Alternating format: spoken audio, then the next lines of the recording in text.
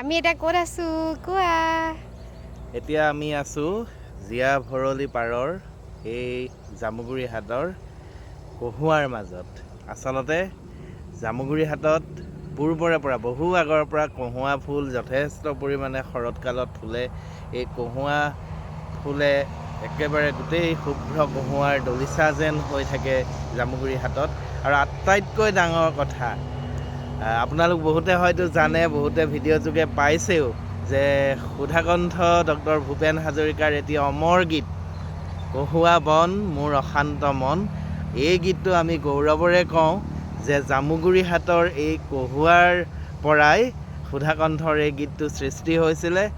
তেওঁ জামুগুৰি হাটৰ কহুৱা বনৰ বিভিন্ন দৃশ্য দেখি ঠাইতে ৰচনা কৰিছিলে কহুৱা বন মোৰ অশান্ত মন এই গীতটো। গতিকে জামুগুৰি হাট এতিয়া শুভ্ৰ মানে কহুৱাৰ দলিচা হৈ পৰিছে।